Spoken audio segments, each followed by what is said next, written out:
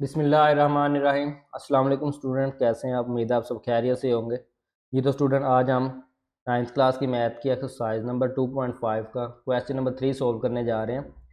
पिछली वीडियो में हमने क्वेश्चन नंबर 2 और इसी तरह से पिछली वीडियोज़ में जो है पिछले क्वेश्चन सोल्व कर लिए हैं। क्वेश्चन आपके सामने है स्क्रीन पे। Write the real and imaginary part of the following number. मंदरजा झैल अदाद के हकीकी और इमेजिनरी हिस्से लिखिए। ठीक हो गया। तो ये हकीकी और इमेजिनरी हिस्से यानी कि रियल नंबर और इमेजिनरी नंबर के बारे में मैंने पिछले क्वेश्चन में थोड़ा सा आपको बता दिया था। तो अब हम जो है क्वेश्चन सोल्व करेंगे तो आपको समझ लग जाएगी, साथ साथ मैं आपको बता दूंगा तो आपको पता चल जाएगा। तो सबसे पहले मैं इस क्वेश्चन का जो है वो पार्ट नंबर 1 को सोल्व करता हूँ। ठीक है, तो फिर आपको पहला क्वेश्चन करेंगे तो उसके बाद आपको समझ लग जाएगी। ठीक है, ये पार्ट नंबर 1 है यानी कि आपके सामने है। तो इसके दो हिस्से हैं। ठीक है, आपको पता है ये कॉम्प्लेक्स नंबर है, तो कॉम्प्लेक्स नंबर दो चीज़ों से मिलकर बनता है।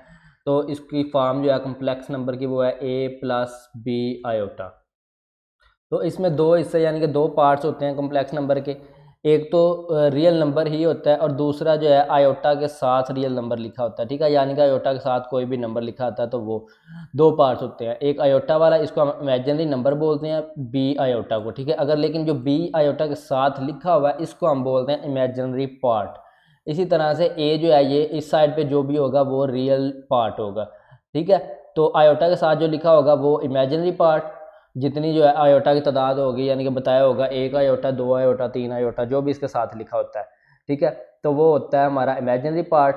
तो और उसके बाद ये जो इस साइड पे रियल नंबर होता है वो हमारा रियल पार्ट होता है। तो इसको लिखने का तरीका ये है, सबसे पहले हम जो है इसको लेट कर लेते हैं, यानी कि यहाँ पे लिखेंगे let z is equal to, हम इसको z के इक्वल लिख लेंगे, सॉरी लेट नहीं, यहाँ पे लिखेंगे z इज इक्वल टू, यानी कि कॉम्प्लेक्स नंबर है, कॉम्प्लेक्स नंबर को हम जो है z के इक्वल लिखते हैं 1+ आयोटा। तो इसको आप ना भी z के इक्वल लिखेंगे, डायरेक्ट भी कर दें तो भी कोई इशू नहीं है। ठीक है, तो अब हमने क्या करना है, तो यहाँ पे हमने रियल पार्ट और इमेजिनरी पार्ट को अलग-अलग करके लिखना होता है। तो रियल पार्ट को हम आर ई से रिप्रेजेंट करते हैं, तो ब्रैकेट में लिख लेते हैं आर ई जी, यानी कि इसका जो रियल पार्ट है वो क्या है, वो हमारे पास देखें रियल पार्ट जो है वो आप सिंपल ही है। तो रियल पार्ट मैंने आपको बता दिया, ये जो इस साइड पे आयोटा के बगैर जो भी नंबर होगा वो रियल पार्ट होगा। तो रियल पार्ट इसमें जो है वो 1 है।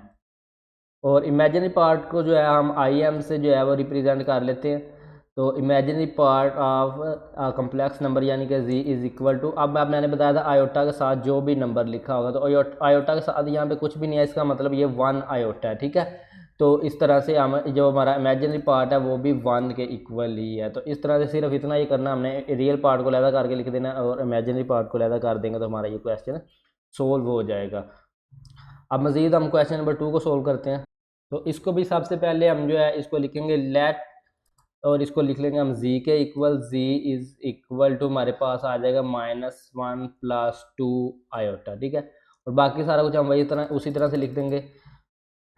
तो इस क्वेश्चन में देखें तो हमारे पास जो रियल नंबर है, पहले हमने रियल नंबर लिखना है और इमेजिनरी नंबर इसके सामने लिख देंगे। तो रियल नंबर जो आयोटा के बगैर जो नंबर होता है इस साइड पे या जहाँ पे भी आयोटा के बगैर एक कम्प्लेक्स नंबर में एक नंबर जो है हिस्सा आयोटा वाला होता है और दूसरा आयोटा हिस्सा जो है सॉरी आयोटा के बगैर होता है। तो आयोटा के बगैर जो हिस्सा होता है वो रियल नंबर और आयोटा के साथ जो हिस्सा होता है वो हमारा होता है नंबर जो होता है वो इमेजिनरी नंबर है। ठीक है, तो यहाँ पे आयोटा के बगैर जो है ये इधर है -1, तो इसको हम इसी तरह से लिख देंगे -1 हमारा रियल पार्ट है और इमेजिनरी पार्ट जो है वो आयोटा के साथ 2 लिखा हुआ है। ठीक है, ये पॉजिटिव 2 है तो इसलिए प्लस साथ में लिखें या ना लिखें कोई इशू नहीं है, लेकिन माइनस हो तो वो लिखना पड़ता है। तो ये आयोटा के साथ जो 2 है ये हमारा इमेजिनरी हिस्सा है। तो क्वेश्चन नंबर 2 आपका हो गया। इजी से आपको समझ लग गई होगी क्वेश्चन की। आप पार्ट नंबर 3 को सोल्व कर लेते हैं। तो ये पार्ट नंबर 3 है अब आपके सामने -3 आयोटा + 2। तो इसको सबसे पहले हम वही लेट करेंगे z के equal, let z is equal to हमारे पास आ जाएगा यहाँ पे -3 आयोटा पहले है इस बार और +2 है। तो इसमें जो है सॉरी +2, इसमें कन्फ्यूजन कोई नहीं है, सिर्फ आपने ये समझना है कि यानी कि यहाँ पे पहले लिख ले रियल आर ई यानी कि रियल पार्ट ऑफ जी, जो हम लिखते हैं यार क्वेश्चन में लिखना है ये। उसके बाद रियल पार्ट कौन सा होता है मैंने बताया था, जो आयोटा के बगैर होता है, चाहे वो इस साइड पे हो या इस साइड पे। ये आयोटा के साथ है -3 जो है, तो ये इसलिए ये इमेजिनरी पार्ट हो जाएगा। तो ये आयोटा के बगैर इधर 2 है जो सिंपल लिखा हुआ है, तो ये 2 हमारा रियल पार्ट हो जाएगा। और इसी तरह हम अगर इसका जो है इमेजिनरी पार्ट लिखेंगे तो यहाँ पे लिखेंगे आई एम यानी कि इमेजिनरी को आई एम से हम रिप्रेजेंट करते हैं, I M G is equal to हमारे पास आ जाएगा, और ये आयोटा के साथ जो नंबर लिखा हुआ है वो लिखा हुआ है 3, तो -3 है, तो इसको हम इसी तरह से -3 जो है हमारा इमेजिनरी पार्ट हो जाएगा इस क्वेश्चन का। क्वेश्चन 4 को सोल्व कर लेते हैं। तो क्वेश्चन नंबर 4 है अब आपके सामने स्क्रीन पे, तो इसको भी उसी तरह से हम पहले लेट कर लेंगे, let G is equal to -2 iota. उसके बाद वही हम लिखेंगे जो रिप्रेजेंट करते हैं हम रियल नंबर और इमेजिनरी नंबर।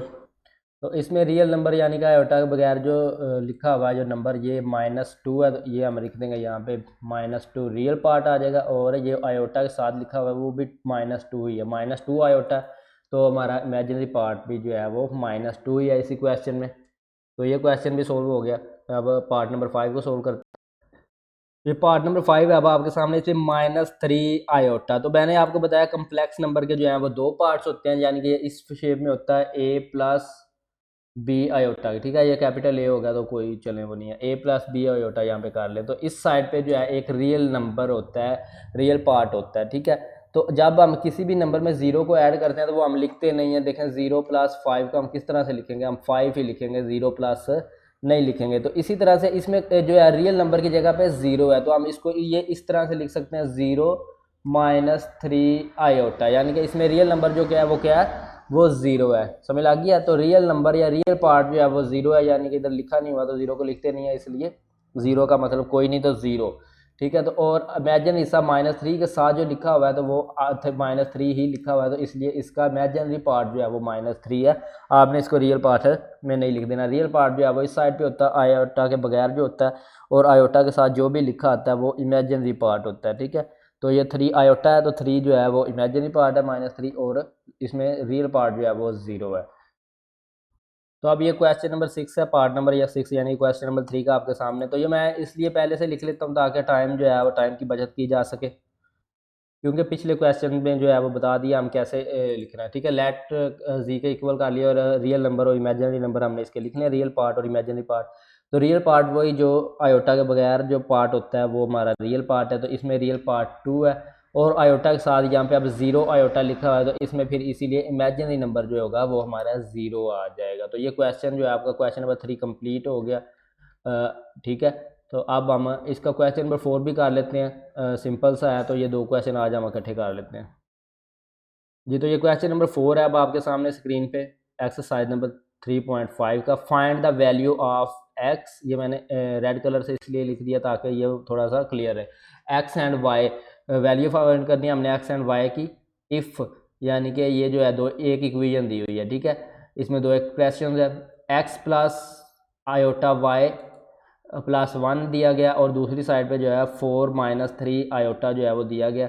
तो इसको हमने यहाँ पे लिख लेते हैं दोबारा से, पहले लिखेंगे यहाँ पे सोल्यूशन, और उसके बाद जो है हम सोल्यूशन लिख लेंगे। सोल्यूशन लिखने के बाद इसको हमने दोबारा से यहाँ पे लिख लेना है, और उसके बाद हमने इसमें फाइंड क्या करना है, एक्स और वैल्यू की जो वैल्यू फाइंड करनी है, यानी कि इसका सोल्व करना है हमने इसको। तो एक्स और वाई की वैल्यू फाइंड करने के लिए पहले इस इक्वेशन की मदद से हमने सोल्व करना है या वैल्यू फाइंड करनी है। अब इक्वेशन में देखें एक साइन होता है इक्वल का, ठीक है। ये इक्वल से हमें पता चलता है ये जो y है इसकी वैल्यू जो है वो इस साइड के किसी नंबर के इक्वल है, या x की वैल्यू भी इस साइड के किसी नंबर के जो है वो इक्वल है। तो इसको अब सोल्व करने के लिए सबसे पहले यानी कि ये दो कम्प्लेक्स नंबर हैं, तो इसको अगर मैं इस तरह से लिखूं, इसको यानी कि हमने इस शक्ल में लेके आना है, कम्प्लेक्स नंबर की शक्ल में लेके आना है a + b आयोटा, और इस साइड पे जी भी हमने इसको इसी फॉर्म में लेके आना है a + b आयोटा में, ठीक है। किसी तरह से हमने इस दोनों को इधर भी कॉम्प्लेक्स नंबर बना लेना और इधर भी कॉम्प्लेक्स नंबर। अब ये दोनों देखें इक्वल है, इक्वेशन है, ये इक्वल के साइन से हमें पता चलता है कि ये दोनों जो है वो इक्वल है।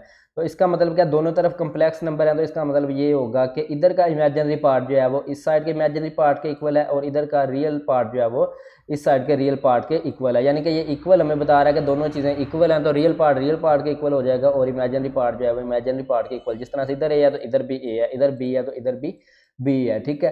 तो इस फॉर्म में हम क्वेश्चन को करेंगे। तो सबसे पहले हमने इसके लिए करना क्या है, ये देखें इधर तो ये पहले ये कॉम्प्लेक्स नंबर है, ठीक है।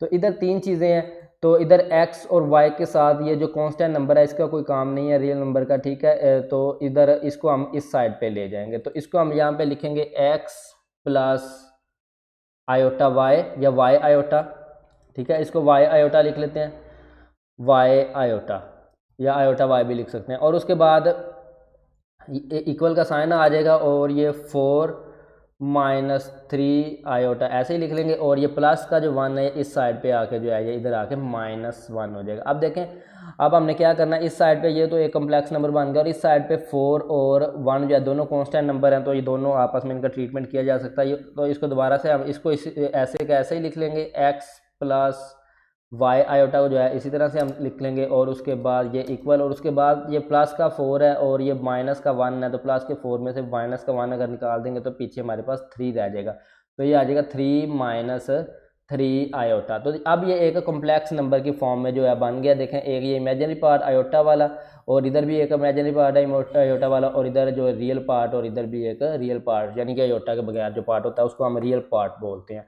अब देखा जाए तो रियल पार्ट जो है वो x है, ठीक है, तो x की जगह पे इधर रियल पार्ट कौन सा है, वो 3 है, तो यहाँ पे हम लिख सकते हैं x किसके इक्वल है, x इक्वल है 3 के। तो इसी तरह से जो है हमारा, और ये y जो है वो एक इमेजिनरी पार्ट है, तो इधर का इमेजिनरी पार्ट क्या है, -3 है, ठीक है। तो y की जगह पे इस साइड पे -3 है और x की जगह पे इस साइड पे 3 है, आयोटा के साथ, आयोटा के साथ जो भी है वो इस साइड पे y है आयोटा के साथ, तो इसलिए y के इक्वल आ जाएगा। तो यहाँ पे हम लिख देंगे y = -3, तो ये आपका सोल्यूशन आ जाएगा, x जो है 3 के इक्वल और y आ जाएगा -3। तो ये आपको क्वेश्चन नंबर 4 भी कंप्लीट हो गया और क्वेश्चन नंबर 3 भी हमने इसी वीडियो में कंप्लीट कर लिया। तो 2 क्वेश्चन किए हैं। आई होप सो कि आपको इसकी समझ लग गई होगी, क्वेश्चन को किस तरह से सोल्व किया, आप इसको प्रैक्टिस कीजिएगा। और अगर कोई इशू हो तो आप कमेंट सेशन में मुझसे पूछ सकते हैं मैसेज करके, तो मैं उसका हल जो है वो आपको बता दूंगा। कोई भी आपको मसला आए क्वेश्चन को सोल्व करने में तो आप पूछ सकते हैं। तो आप मिलते हैं नेक्स्ट वीडियो में, तब तक के लिए अपना ख्याल रखिए। अल्लाह हाफिज़।